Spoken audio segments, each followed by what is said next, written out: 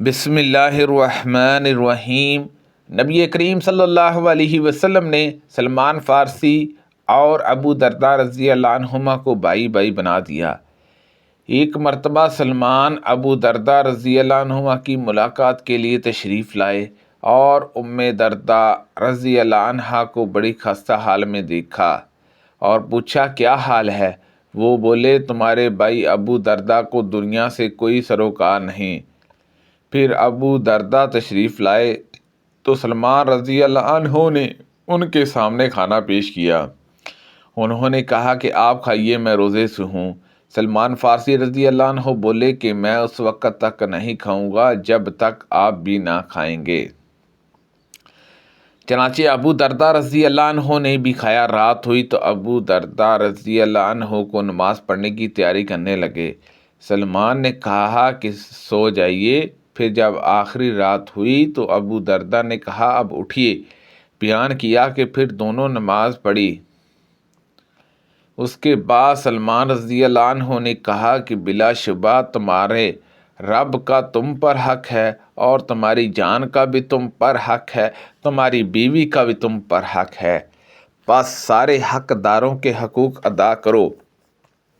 پھر نبی کریم صلی اللہ علیہ وسلم کی خدمت میں حاضر ہوئے اور آپ سے اس کا ذکر کیا تو ان حضرت صلی اللہ علیہ وسلم نے فرمایا کہ سلمان نے سچ کہا ہے۔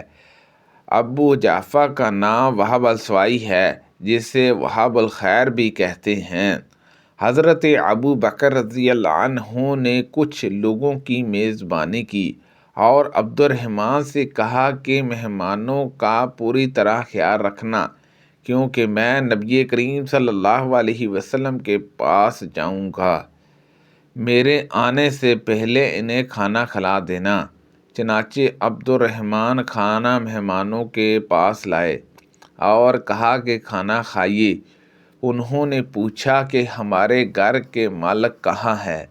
انہوں نے عرض کیا کہ آپ لوگ کھانا کھا لیں۔ مہمانوں نے کہا کہ جب تک ہمارے میزبان نہ آ جائیں ہم کھانا نہیں کھائیں گے۔ عبد الرحمن رضی اللہ عنہ نے عرض کیا کہ ہماری درخواست قبول کر لیجئے، کیونکہ حضرت ابو بکر رضی اللہ عنہ کے آنے تک اگر آپ لوگ کھانے سے فارغ نہیں ہوں گے تو ہمیں ان کی خفگی کا سامنا ہوگا۔ انہوں نے اس پر بھی انکار کیا۔ میں جانتا تھا کہ ابو بکر رضی اللہ عنہ مجھ پر ناراض ہوں گے، اسی لیے جب وہ آئے میں ان سے بچنے لگا۔ انہوں نے پوچھا تم لوگوں نے کیا کیا؟ گھر والوں نے انہیں بتایا تو انہوں نے عبد الرحمن رضی اللہ عنہ کو پکارا۔ میں خاموش رہا۔ پھر انہوں نے پکارا عبد الرحمن، میں اس مرتبہ بھی خاموش رہا۔ پھر انہوں نے کہا ارے پاجی، میں تجھ کو قسم دیتا ہوں کہ اگر تو میری آواز سن رہا ہے تو باہر آ جا۔ میں باہر نکلا اور عرض کیا کہ آپ اپنے مہمانوں سے پوچھ لیں۔ مہمانوں نے بھی کہا عبد الرحمن سچ کہہ رہا ہے، وہ کھانا ہمارے پاس لائے تھے۔ آخر والد رضی اللہ عنہ نے کہا کہ تم لوگوں نے میرا انتظار کیا، اللہ کی قسم میں آج رات کھانا نہیں کھاؤں گا۔ مہمانوں نے بھی قسم کھا لی، اللہ کی قسم جب تک آپ نہ کھائیں گے ہم بھی نہ کھائیں گے۔ ابو بکر رضی اللہ عنہ نے کہا بھائی میں نے ایسی خراب بات کبھی نہیں دیکھی۔ مہمانوں، تم لوگ ہماری میزبانی سے کیوں انکار کرتے ہو؟ خیر عبد الرحمن وہ کھانا لائے تو آپ نے اس پر اپنا ہاتھ رکھ کر کہا اللہ کے نام سے شروع کرتا ہوں۔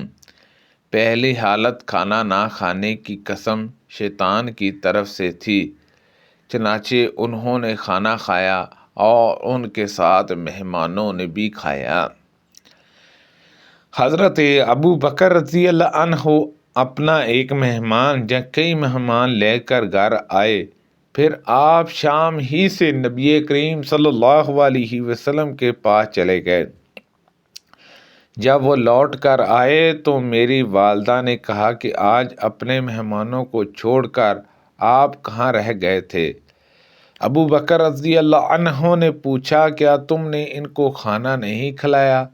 انہوں نے کہا کہ ہم نے تو کھانا ان کے سامنے پیش کیا لیکن انہوں نے انکار کیا۔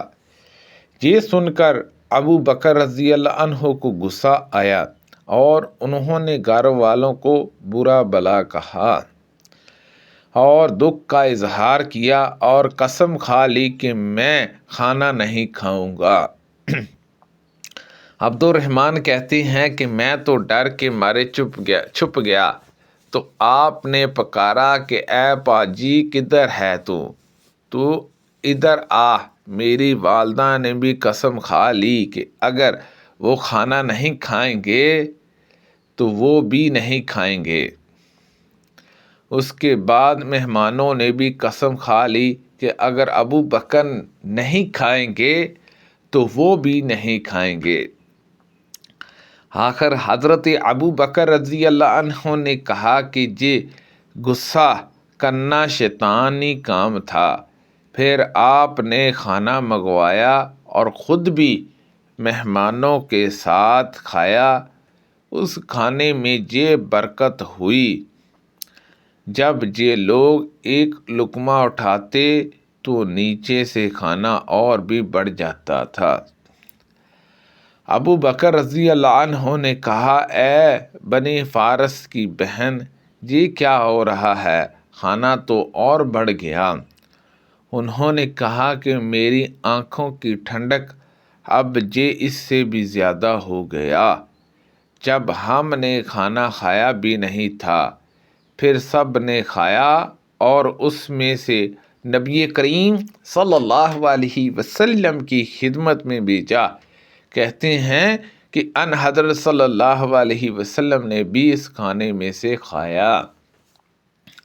عبداللہ بن سہل اور محاص بن مسعود خیبر سے آئے اور کھجور کے باغ میں ایک دوسرے سے جدا ہو گئے۔ عبداللہ بن سہل وہیں قتل کر دیے گئے۔ پھر عبد الرحمن بن سہل اور مسعود کے دونوں بیٹے حواسہ اور محاسہ نبی کریم صلی اللہ علیہ وسلم کی خدمت میں حاضر ہوئے اور اپنے مقتول ساتھی عبداللہ رضی اللہ عنہ کے مقدمے میں گفتگو کی۔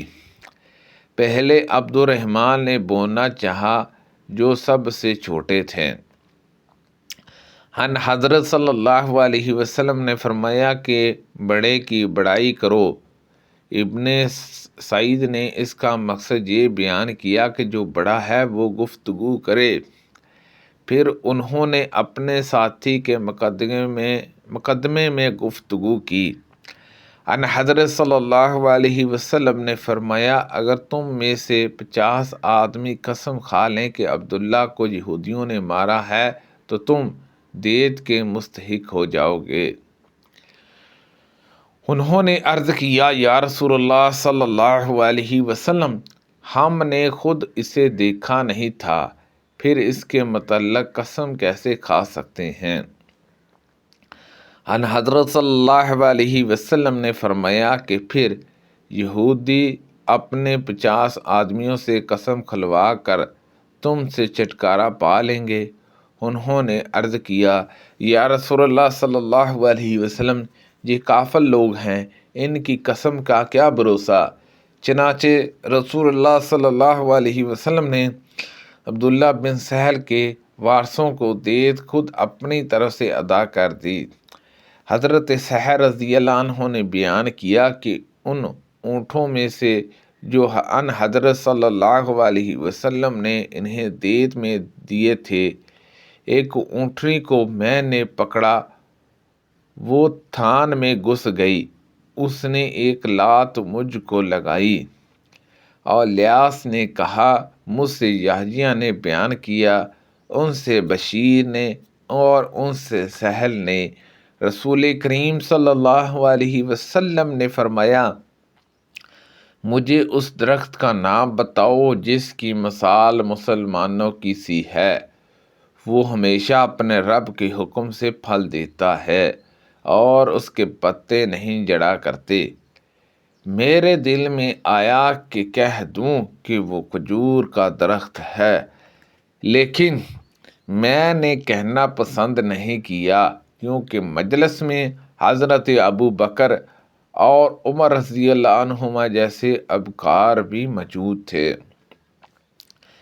پھر جب ان دونوں بزرگوں نے کچھ نہیں کہا تو ان حضرت صلی اللہ علیہ وسلم نے فرمایا کہ یہ کھجور کا درخت ہے۔ جب میں اپنے والد کے ساتھ نکلا تو میں نے عرض کیا کہ میرے دل میں آیا کہ کہہ دوں یہ کھجور کا درخت ہے۔ انہوں نے کہا پھر تم نے کہا کیوں نہیں؟ اگر تم نے کہہ دیا ہوتا تو میرے لیے اتنا مال اور اسباب ملنے سے بھی زیادہ خوشی ہوتی۔ ابن عمر رضی اللہ عنہما نے بیان کیا میں نے عرض کیا صرف اس وجہ سے میں نے نہیں کہا کہ جب میں نے آپ کو اور ابو بکر رضی اللہ عنہ کو جیسے بزرگوں کو خاموش دیکھا تو میں نے آپ بزرگوں کے سامنے بات کرنا برا جانا۔ نبی کریم صلی اللہ علیہ وسلم چل رہے تھے کہ آپ کو پتھر سے ٹھوکر لگی اور آپ گر پڑے۔ اس سے آپ کی انگلی سے خون بہنے لگا۔ آپ نے یہ شعر پڑھا تو ایک انگلی ہے اور کیا ہے جو زخمی ہو گئی، کیا ہو گیا اگر راہ مولی میں تو زخمی ہو گئی۔